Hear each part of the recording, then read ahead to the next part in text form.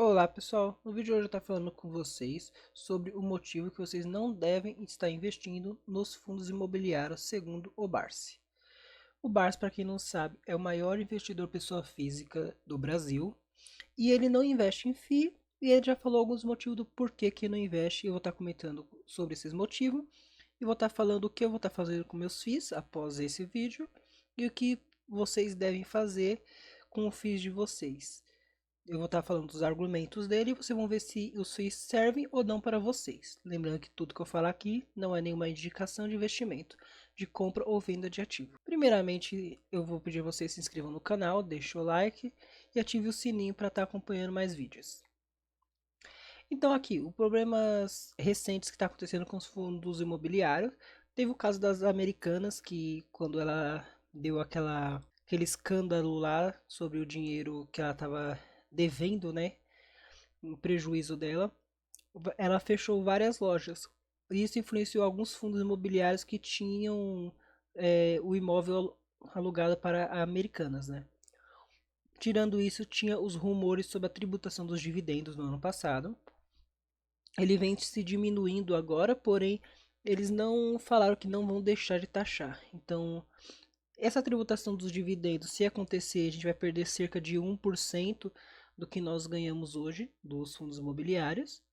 Então não vai ser uma perca muito grande, né? E também teve recentemente alguns ativos de papel, como o HCTR11 e o DEVA11, que despencaram seus valores. Cerca de 60% de queda no DEVA11 e no HCTR11. Por quê? Porque eles são ativos bem arriscados, com dívidas imobiliárias que emprestam dinheiro para algumas empresas que não têm uma análise de crédito muito boa e essas empresas deixaram de pagar e teve alguns enroscos aí que fez com que os dividendos deles caíssem muito e fez essa queda brusca acontecer nesses dois fundos. Então, o Barsi fala muito sobre o setor imobiliário em crises.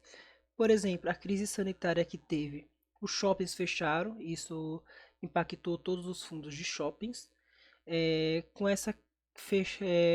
com esse shopping fechado, também lojas, é, deu problema em muitas coisas, né? Sem ser só os shoppings. Teve o problema das lajes corporativas, que todo mundo ficou home office, então as lajes corporativas pararam de pagar seus aluguéis, algumas.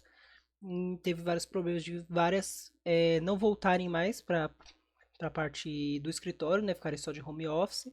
E também teve o caso do fundo de hotel, que por exemplo o HTMX11, que como não podia mais estar fazendo turismo, teve bastante problema nos hotéis. E também tem um problema que acontece que quando a taxa de juros está muito alta, que é a taxa Selic, isso prejudica alguns fundos imobiliários, porque muitos imóveis, né, precisam estar emitindo uma dívida, que é o CRI, para estar construindo o imóvel. Porque muitas empresas não têm aquele dinheiro da construção para poder estar fazendo. Então eles fazem o CRI, vai pagando mensalmente.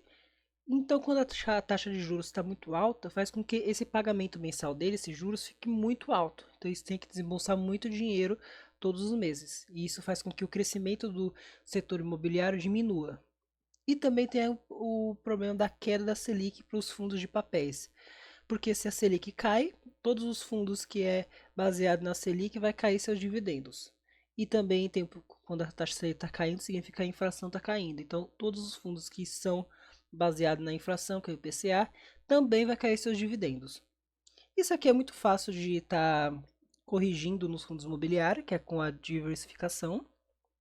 Durante a crise sanitária, se você tivesse shopping, lajes, galpões logísticos, educação, vários outros, você não teria sofrido tanto. Da mesma forma que com a queda e com a taxa de juros alta, independente do que for, se você tiver um fundo que é baseado na Selic, outro que é no IPCA e vários outros que são de tijolos, essa queda ou subida da Selic não vai influenciar nos seus rendimentos tão severamente, né? Aqui, a liquidez dos fundos imobiliários. Ele fala muito disso porque ele é um bilionário, né? Então ele tem muito dinheiro. Como vocês podem ver, ali eu peguei dois fundos imobiliários que é bem famosos, que tem a liquidez diária bem grande. E nós podemos ver que o MXRF11 tem uma liquidez diária de 10 milhões e o HGLG de 9 milhões. O Barclays, se eu não me engano, ele tem o Banco do Brasil e tem a Taesa. O Banco do Brasil tem 400 milhões de liquidez e a Taesa 73 milhões. Então dá para ver já de cara a diferença da liquidez de um para o outro, né? Para alguém que é bilionário, que movimenta bilhões na compra de um ativo, você colocar 1% dele no HGLG11, no MXF11, vai acabar essa liquidez. Então ele tem que ficar comprando em vários dias para ter. Então realmente para ele não vai fazer é, sentido ele ter o fundo imobiliário por causa da liquidez, porque vai ser muito difícil para ele comprar a quantidade que ele quer pelo patrimônio que ele tem e vai ser difícil também para ele vender isso. Mas para mim, que sou um pequeno investidor, que tem pouco dinheiro, a liquidez não vai influenciar em nada. Então, se você também é um pequeno investidor, a liquidez não vai estar mexendo com nada com o seu investimento, a menos que você compre um fundo sem liquidez nenhuma, né? Mas a liquidez do HGLG e do MXRF11 não vai causar nenhum problema para você.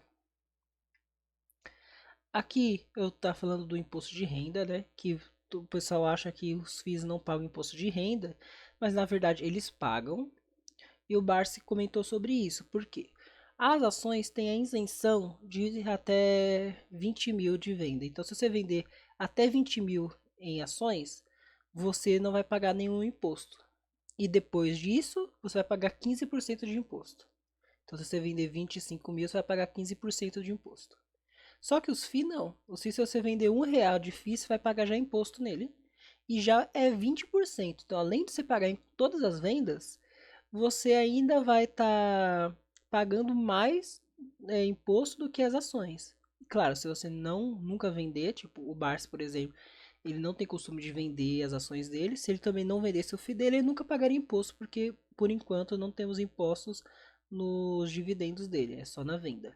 Porém, realmente isso aqui não tem como falar que é bom. É só tem parte ruim em pagar esse imposto de renda na venda, poderia ter uma isenção. Então as ações realmente têm vantagem nisso, que os fundos imobiliários não têm. Aqui ele fala muito da valorização, que as ações se valorizam muito com base em um imóvel, né? Porque o imóvel não tem como se valorizar igual uma empresa tem. Isso realmente é verdade. Por exemplo, se você for ver o Banco do Brasil, o tanto que ele cresceu nos últimos anos, e o imóvel não tem essa valorização. A valorização do imóvel é com base na inflação, então realmente não vai acompanhar uma empresa. Porém, se nós considerarmos os índices, aqui eu coloquei o índice do IFIX, que é o índice dos fundos imobiliários, o IDIV e o IBOV. O IDIV é das ações pagadoras de dividendo e o do IBOV é do Ibovespa mesmo, de todas as ações. Nós podemos ver que em 10 anos aqui que eu coloquei, não teve um descolamento muito grande das ações. Está praticamente todos com a mesma valorização. Claro, se você selecionar 10 ações diferentes aqui a gente está contando um índice, pode ter uma valorização muito maior que essa, mas também os fundos imobiliários, se você selecionar as melhores gestoras, também vai ter uma valorização muito maior. Porém, pelo índice, nós vemos que não tem um descolamento muito grande, até porque os fundos imobiliários costumam pagar mais dividendos do que as ações. Então, tem uma lei que obriga o fundo imobiliário a estar distribuindo os seus aluguéis, seus dividendos, de até 90 e poucos por cento. Então, ele tem que distribuir quase tudo. Então, ele sempre vai pagar, sempre não, né? Tem exceções, tem empresas que pagam muito dividendos, mas normalmente vai pagar mais dividendos do que as ações pagam. Isso considerando a média das ações. Tem ações que está pagando 20, 30%. Tem até Petrobras pagando 50%. Mas tirando essas exceções, pela média das empresas, os fundos imobiliários vão pagar mais. Até porque o Barça considera 6% de dividendos para ele estar investindo nas ações, né? Não pode ter menos de 6%. E os fundos imobiliários ficam em média 10%, de 8 a 10, dependendo entre os fundos de papéis ou os fundos de tijolos. E ele comenta também da taxa de gestão. O que é essa taxa? Aqui eu peguei o MXRF11 como exemplo. E nós podemos ver que tem uma taxa de administração de 0,90. E tem fundos que além dessa taxa tem taxa de performance, o que excedeu o CDI e por aí vai. Então, isso aqui é ruim, né? Não tem como falar que é bom, porque é uma taxa que sai de você. Porém, se a gente for parar para pensar, o fundo imobiliário tem gestores que estão analisando, que estão trabalhando para sempre manter os imóveis alugados, que estão trabalhando para achar um CRI, um CRA debutante, um LCI. Então, eles estão frequentemente trabalhando e esse 0,90 é para pagar a administração do fundo. Então, eles têm que ter esse salário para tá trabalhando e tá colocando esse fio nos eixos, tá achando inquilinos, todas essas questões. Então, tem que ter esse pagamento e é justo ter esse pagamento, né? Porém, se a gente for ver, as ações têm isso também, porém tá nos salários dos seus CEOs, na gestão, salários altíssimos, como teve um caso do Nubank ter pago um valor absurdo para os diretores, para as pessoas lá dentro, né? Então, as empresas também vão ter isso, só vai trocar o nome, que lá são os salários das pessoas que são muito altos. Então a conclusão aqui é que para mim faz sentido estar investindo nos fundos imobiliários, porque eu não busco aquela valorização. Então, essa valorização absurda, né? A valorização eu deixo para as ações. Eu invisto em ações que vão estar valorizando também. Só que com os FII eu busco o FII seguro, com uma boa gestora e sem alavancagem. Por quê? Porque eu só quero aquela renda mensal. Eu quero estar todo mês recebendo o valor para estar fazendo uma bola de neve, estar investindo mais em ações, em FIIs, em ETF, etc. Então eu estou criando uma bola de neve. Então todo mês eu estou recebendo, já estou reportando e estou fazendo isso. E eu invisto nele para ter essa segurança e diversificar meu patrimônio, porque se tiver algum problema com o setor imobiliário, o fundo vai sofrer, mas se tiver algum problema com as ações, os meus fundos não serão afetados. Da mesma forma, se tiver nos Estados Unidos um problema, as ações brasileiras não serão afetadas, por aí vai. Então eu faço pela diversificação para estar mais seguro. Porém, eu não busco essa alavancagem. Então, no caso do HCTR11, eu não ia passar porque eu não invisto em fundos que estão tão alavancados assim. Eu busco mais fundos seguros para estar recebendo essa renda mensal. Se você gostou do vídeo, deixe seu like, inscreva-se no canal e até o próximo vídeo.